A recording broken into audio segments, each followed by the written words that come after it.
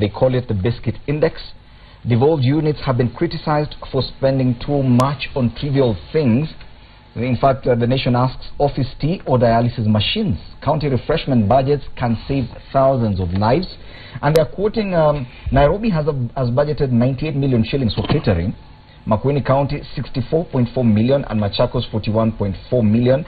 And according to this index, they say that those three combined could actually help buy 69 dialysis machines. Yeah, and it's these kinds of headlines I know that politicians don't like talking about, because it touches on what really matters for the common mwananchi, and the parallel the paper has tried to strike with something that matters to Kenyans: health, dialysis, yeah, vis-a-vis what county governments and politicians are spending. And I know, Bwana Chris Omalo, you look forward to becoming governor of Trans Nzoia. Yes, this kind of thing surely should not be entertained, really.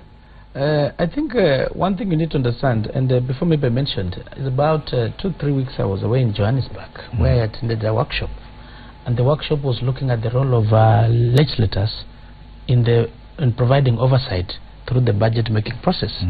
First, you need to understand that this country currently we are doing something called we're in the presidential system of government, whereby Parliament is the one in budget making process. And going to the devolved funds or the devolved units, this is where the role of MCS come in, because they are the ones to scrutinize and look at the budget. Of course, the economic problem says that we have a lot of needs and wants, but we have limited resources in terms of fulfilling those demands. So what we need to look at is we need to look at prioritization. So we ask ourselves, biscuits, mandazis, I go to some offices, you see flowers, those flowers are very expensive. So a lot of budgets are going there because of the issue of corruption. It's very, very easy for those executives, wherever they are, to get some money out of that. So these billions, where were the county assemblies when they were being allocated?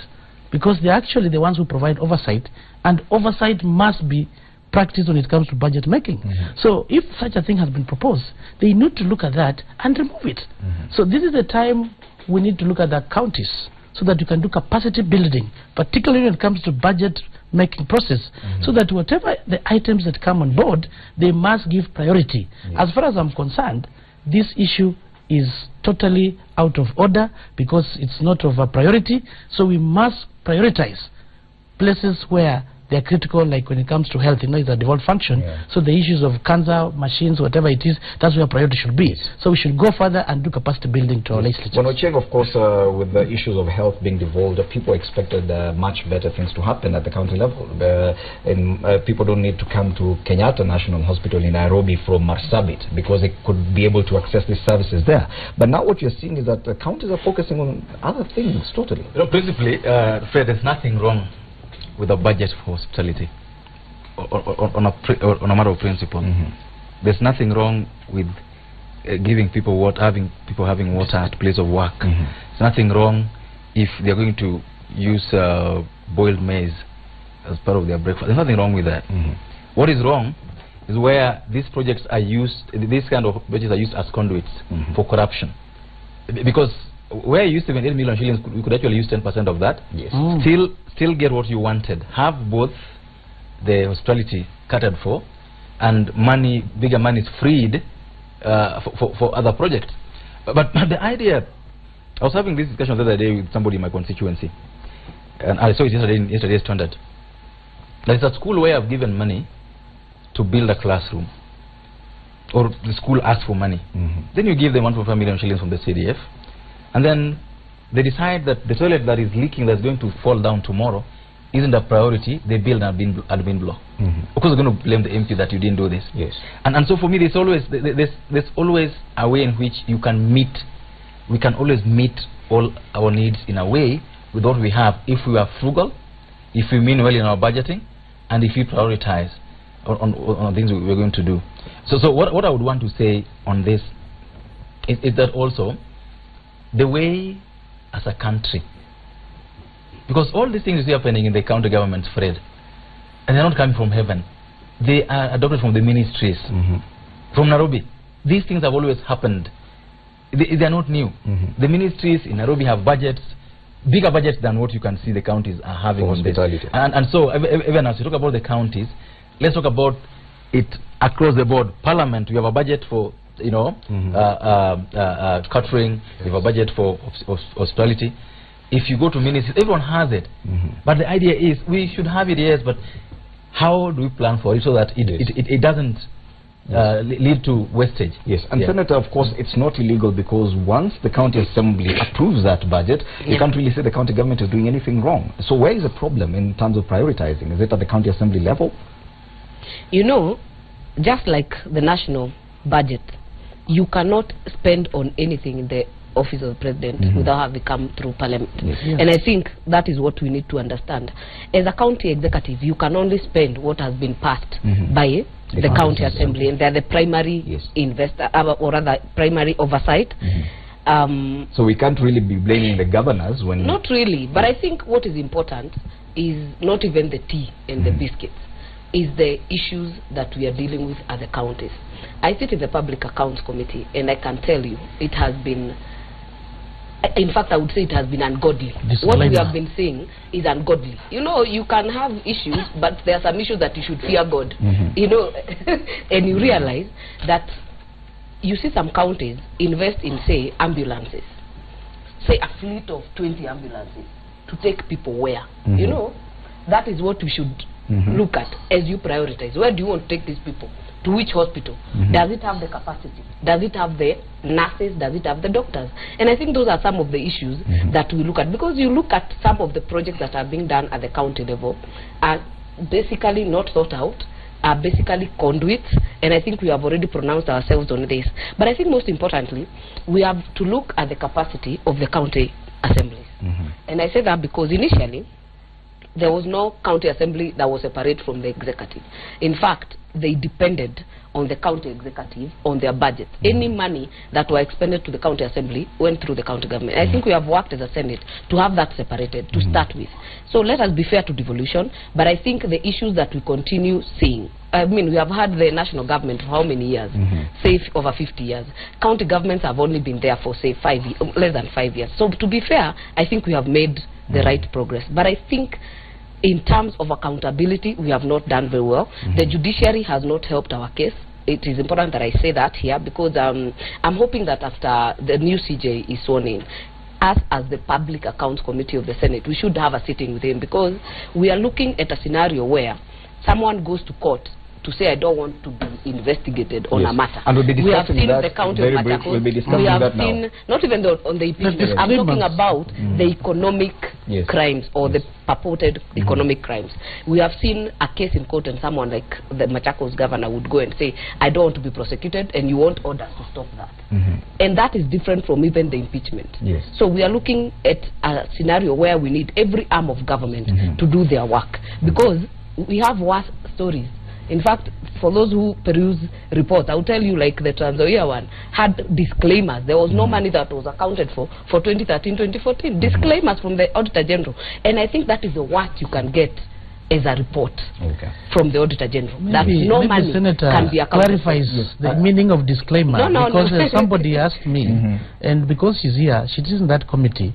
What is the implication when the reports you claim disclaimer? So that for the public to understand. I won't go to that so much, but I think what a disclaimer means is that it is not being satisfied. That money should be recovered. And the worst is that, in fact, what we do as a committee, when we do our reports, it is not ours to arrest. We don't have the power. So what we do is recommend for investigation for EACC. But I think we must put it on record. There is no county government that has spent 30% on development. How sad is that?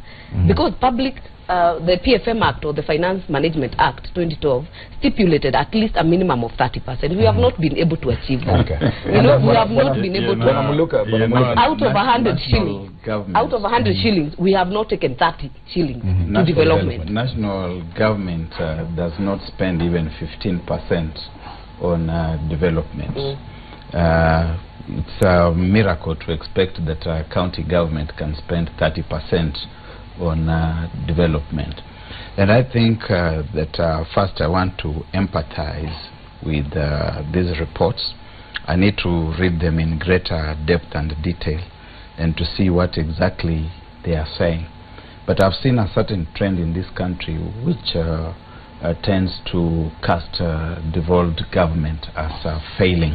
And I think there's a great danger in that. We know that things like such as Mheshimiwa Malwa talks about hospitals. You can go to the big referral hospitals in this country. I think that every hospital anyway is a referral hospital because you are referred there from a little clinic, or you are referred there by somebody. But if you go to the main referral hospitals in this country, they can tell you that the cases have declined. They are on the decline. They're on the wane because of what is happening at the counties. We should not just put everybody in one basket and say that county T budgets are eating into vital projects. We should see whether indeed in the first instance those funds had been budgeted for those so-called vital projects, and what those vital projects were, and whether they have suffered. It's good to say that we could buy some dialysis machines. Have they been bought? Have any been bought? So do we need some more? Have they not been bought? And it's true, like David Ocheng says here, that even in Parliament they buy flowers. If we go there this morning, we will see flowers in the offices of the two speakers. We will see them in the offices of the clerks. We will even see them in some other subordinate offices there. And nobody has interrogated it. If you interrogate it, they tell you, oh, it's because you wanted to go to Parliament and you did not get there. That is why you are interrogating. It's like telling Raila Odinga that you're interrogating what the government is doing because you wanted to be president and you did not become president. So let us look at these things, break them down, and find out whether there is merit to what these people are saying. But we should not cast devolution as a failure, particularly by people who have access to grind, people who are waiting in the wings to become governors, and any time they see something that does not seem to be working, they blow it out of proportion. Okay. Now, I want us to move on to another story. And Senator, you mentioned something to do with what the judiciary is doing in terms of blocking so many processes that are supposed to be parliamentary. And one of them is to do with the impeachment motion against Governor Evans Kidero. The governor was today to face the county assembly in a bid to save his governorship against impeachment because the motion was coming up for debate today. But the governor has already obtained a court order stopping debate on this motion. Yes, so that means that debate will not happen as we had expected. Now, yes, as compared to what you're saying in terms of the governor of Machakos moving to court to stop his prosecution in cases of fraud. I think the issue of impeachment in the Muli has been, of course, it's a new thing we are dealing with the county government. I say give them credit. But we also must realize that the judiciary needs to work and also give space to Parliament, and by extension, the county assemblies who have delegated powers to do this thing, to do this job that is quite critical. Because how else then do you check the executive? And I think we saw the blows in the county assembly. We are now seeing a counter motion to actually oust the speaker. Those are the shenanigans we are treated to every day. But I think by having that motion tabled, the governor should have endeavored to actually defend himself, because he has no business being the governor if he's not accountable to the county assembly. And I think we've already demonstrated that. In the Senate, we have had, in fact, we call it Wambora 1, Wambora 2. The governor of Embu, he was actually impeached twice, if you remember. And all the time, he would go to court and obtain some stay or some court order, and we have seen it, and we have seen him serve his full term, even when he had been properly impeached by law. In Parliament today, we have a law that is dealing with impeachment. It has been sponsored by Muriuki Karue to give the or the framework of how impeachment should be done, because we have not dealt with it before. It is the first time, and I think that will also help this situation. But most important, the judiciary and the new CJ and the DCJ should actually be cooperative to Parliament, because then it will mean that if you don't want yourself to be discussed as an executive, you just rush to court. In fact, when we were dealing with the Auditor General's report on PAC, the governors went to court. For 10 months, we were not discussing, because we respected the orders that were obtained. For 10 months, we were kept out of dealing with any matter with accountability and transparency. What does that mean? It means that we have a backlog now that we are dealing with, and we are not even able to finish 2014, 2015. So we will have an election even when we have not dealt with all the issues that we're supposed to deal with our constitutional mandate, with the constitutional mandate of the county assembly. So I hope that the new CJ will actually bring order to the judiciary in a way that the Parliament and the county assemblies can do their work, because it is constitutional as they do their work, which is also constitutional. Yes. I think this is a very, very important topic that we need some time to discuss it. We do know very well that we have three arms of government. Think of the judiciary, the executive, and the legislature. These three arms of government, they are supposed to have those separation of powers. But the separation is not absolute. The way the Constitution 2010 was framed, it was framed in a way that each arm has checks and balances to check each other. For instance, and by the way, as I move on, the court has unlimited jurisdiction. That's why any decision, or maybe a party is not happy about anything, it has to go to court. That explained the courts, the importance of the courts, of that aspect of unlimited jurisdiction. But this aspect is being abused, as he clearly puts it, like what happened to the Machakos County governor who doesn't want to be investigated. For instance, also what has happened in Trans Nzoia County, for instance. The people of Trans Nzoia are happy to have a referral hospital. But now, the matter went to the High Court. And in the High Court, a ruling was done, whereby it said the proper process of procurement was not followed, the aspects of public participation. That was in the High Court. Then the governor went to the Court of Appeal. And the ruling was done last week, whereby the Court of Appeal upheld the High Court ruling. And the governor went further and said the hospital has to continue, irrespective of the ruling. This is contempt of court. And that's why it is important we must respect these courts. And this is how the courts come in terms of checking balances. It checks executive. Parliament will also check the judiciary. For instance, we are involved in the issues of their budget. Okay? If they've brought some expenditures in one way or another which are not critical, Parliament can refuse that. Secondly, how Parliament checks judiciary. When it comes to the CJ, the vetting, it's being done by Parliament. At the same time, executive, it checks also Parliament. And how executive checks Parliament, you've been seeing in Article 115 of the Constitution, whereby every law that we pass, the President must be able to assent. So the President can refuse and bring it back. So these three arms of government, each we have checks and balances. We are checking each other. Agreeing with the Senator? No, I'm agreeing, but I'm trying to explain further so that be able to see. But now here, there's a law which had been proposed in Parliament by Honorable Kaluma in terms of the courts should not gag Parliament. You know, the core business of Parliament is to legislate, is to make the laws. The judiciary is there to interpret that law. And where there is any aspects of inconstitutionality or whatever, you refer back for amendments. Then executive is there to implement what has been passed. First of all, people must be able to understand the roles of these three arms of government. But the problem here is this. The problem we are having is we have some other matters where the courts are gagging Parliament. And that's why I'm saying to treat that, Honorable Kaluma had actually brought a law in Parliament, so that you, judiciary or courts, wait until Parliament cooks this law. So when it comes out, is when now you can interpret and challenge. But the problem you are having, the governors are abusing because they've been moving to court, gagging Parliament. You've seen what has happened in the case of Nairobi in terms of impeachment. How would Parliament be able to stop the judiciary from performing its work? You know, two things we're discussing here that are very important in my opinion. Devolution and devolution laws vis-a-vis how the judiciary works. And like Barack said earlier, and I think I also talked about it, that devolution is only 3.5 years old now in this country.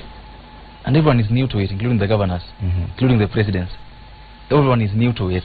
And so everyone is trying to get around it. But initially, there was some climate of anti-devolution. You could smell it from the executive, even from parliament, where governors were basically guys to be punched. And that's why the courts did the right thing at that time. The courts were saying that we know the spirit of the new constitution is for devolution, is pro-devolution. But it's been within 1 year. Senators were paying for the blood of the governors. And so much as the decision made by the courts in my opinion that time was very wrong, in terms of trying to stop, and in fact it showed a serious lack of understanding of how devolution works by the courts. But it helped do one thing. It helped tame Parliament against the work of the governors. It basically helped tame us in a way so that we can sit back and say how we're going to move such behaving going forward. And so you saw that time I think Barack was at the Council of Governors when these orders were being issued. He used to speak for them. But the idea is that it somehow brought something in and said that we agree that Senate will oversight counties. We agree Parliament can say anything about counties, but we will not agree with you if what you're going to do is going to stop them from doing their jobs. But back to what he's talking about, you know the dichotomy between what the courts can do and what the court can't do. It's also in the Constitution and our laws. It leaves with us that ideally where Parliament has started a process of doing a law, for example, then the doctrine of separation of powers requires that the courts wait until we finish. Then they can interrogate it. Okay? But there are issues of process that sometimes the courts interfere with. The issues of process. If for example, what the law says about how you make a law today, you propose a legislation, it goes through a stage called pre-publication. It goes to the relevant committee. The committee looks at it. They move out, the person who's on the motion is asked to come before the committee. If the committee allows it to go, it is published. Then it goes to the budget committee to check if it has any monetary implications. It goes back to the relevant committee. Ages. No, it's not going to the ages anymore. The ages has no role to play anymore in those kind of matters. It's just Parliament really. So once you finish with the committees, it comes to Parliament for the reading for first reading. If it is a law that talks about the Constitution, once read the first time, it has to wait 90 days before it's read a second time. Now, if no, it's not necessarily 90 days. 90 days. I thought I'm the one speaking because I've given you a very big difference. Have some money. But that's what I've said. Because you're not listening. You're not listening because what I've said. You're not listening because what I said is that if the bill is a constitutional bill, that's what I said. Yes. That's what I said. If it's not, it doesn't need 90 days. You know, here I'm the lawyer here really. So you should allow me. So if I didn't mislead. I thought I used the word constitutional. Yes. That if the bill talks about the Constitution, it can only be read a second time after 90 days. Now, assuming that we read a bill that changes the Constitution within 45 days, the courts can intervene at that stage in time. It's a process issue now, that you didn't follow the process. Now, within the same framework, there is a requirement for public participation. So someone can go to court and say, no, you can't go for a second reading, because you've not done public participation. So this will be a process issue. A process issue, as opposed to being a substantive issue. So that on substantive issues, we should, the courts must allow, if someone is saying that the substance of the law you are proposing is unconstitutional, then the courts must wait until we pass that law before they can question. Now, like on this matter of Kidero, if someone goes, because the reporting is quite, the reporting of that is quite sloppy, it's not telling you why the orders were given. But if the issue is that someone went to court and said that the bill, the motion to impeach Kidero didn't have 2/3 signatures required, then the court can solve it because it doesn't meet the threshold required. Okay? But if it meets all the requirements, then if someone is saying that it's not constitutional and all that, then the courts must wait until the impeachment proceedings are done, and the courts have done so in Wambora's case. The courts did so in Wairia's case, I think. They even did so in the Gerito Kachagwa's case. They said, let the process go on until the end, then intervene at that matter. So the courts have really, in my opinion, have started being consistent in the way they are dealing with these matters, and they should be allowed to develop that jurisprudence going forward. And I agree with her absolutely that, you see, if we have a judiciary, because the judiciary doesn't work in a vacuum. The judiciary works within a larger societal framework where we want devolution to succeed, we want people to respect the law, and so the law must be interpreted in a living manner. Yes. And so we hope that the Chief Justice and the DCJ will put some impetus into that, and the fact that when all of us work together, we move very well. But you should never want, one thing that we should never want to happen, I wanted to say this, you should never want Parliament, judiciary and the executive in unison. Yes.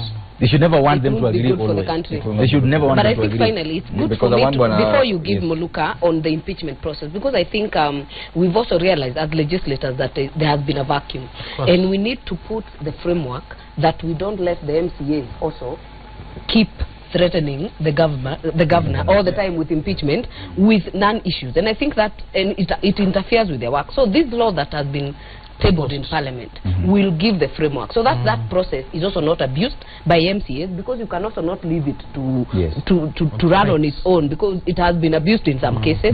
The right to be heard will have to be demonstrated, and I think we have pronounced ourselves, like with the Kashagwa case. Personally, I didn't agree with it because of right to be heard. You know, the governor has to be given that chance, and that is but they don't want to appear before the MCAs. They think they're too big, even if they're asked to come, by the way. So what we need to do with that law is to make the governors accountable, regardless of who's sitting in that seat. Accountable, and you must face the MCAs. You must show up. There is no. None of them has ever done so, by the way. The scenario, we also must limit the abuse, so that it's not abused by external factors. People who want to be governors will incite here and there. So we must also protect the office of the governor to be able to execute their mandate. I think you understand. On what grounds did Bonakidero obtain these orders? That's what I'm saying, that the reporting is very sloppy. I've been reading, I've read The Nation, The Star. None of them talk about those. It just appears that he went and said, maybe before Muluka comes in. This time, because of time. Muluka must come in this time. First, I think that there's no court which tells you don't bring that matter before me. Anyone who thinks that they have something to take before the courts must take the matter before the court, and you must allow the court its calendar and its timetable to deal with the matter. You cannot tell it that you are moving too slowly. There are matters which will be taken to court under certificate of urgency, because they are urgent and they will be dealt with accordingly. I think also that to try and legislate to tell the courts that you will not listen to certain things is completely futile, because we can still go to the same courts and say that this legislation which Parliament has made is unconstitutional, and the same courts will throw it out. So we need a bit more of good sense, even as members of Parliament begin celebrating prematurely about the bill, or the motion rather, that is before them, that seeks to limit the intervention of the courts. Beyond that, I think people who occupy certain offices, and I have spoken, I think, strongly this morning for devolution, but people who occupy certain offices must be open to probity. They must accept to be interrogated. If you are the governor and the county assembly wishes to discuss you, you must allow it to discuss you. If you think that you are clean, you must present yourself before the assembly and be heard and be able to state your case, your position. But we have seen that in Nairobi we have a governor who doesn't like being discussed at all. Whenever any matter comes up, as one of his constituents, I'm interested in getting to the bottom of this matter, in finding out what the truth is. But Governor Kidero will always find a way to nip the matters in the bud. And I've said here on this show before that I'm disappointed with the performance of the governor of Nairobi County, the performance of the county government of Nairobi. And this, I think, while, as David says, We have not been told the grounds, the basis for this order being obtained, and we call upon Mheshimiwa Wamalwa to listen and to be of good comportment. Yeah. We think that Governor Kidero should open himself up to probity. Yes. And if he's finding that the kitchen is too hot, he should step out, quit. Okay. I think it's important that I need to respond to something, and it also help in terms of the media reporting. It is true this is a very serious issue, and there's nowhere the governor of Nairobi, Evans Kidero, has said he doesn't want to appear before. So maybe when it comes to reporting, the media should have explained, because if this judgment was given or this stay was given, there must have been reasons.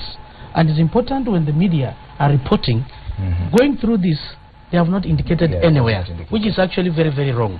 Because in his own wisdom, whoever gave out this ruling must have given reasons, and he wanted to know. Maybe if the process was flawed, of course it's in order. But I don't think anywhere Evans Kidero has said he doesn't want to appear before this. No, so I don't want my friend Barack Muluka to start casting aspersions here. This man which is are not there. speaking objectively. He's speaking as a code politician. Not really a code politician. And we know that these code people who are very loud about things like corruption, about bad governance and so on, they keep completely quiet whenever these matters touch any one of the counties. Indeed, the first one. In which, for impeachment. Yes. From COD. Indeed. Okay, let's move on now and talk about COD politics. Jubilee. Yes. In accountability. We have brought all the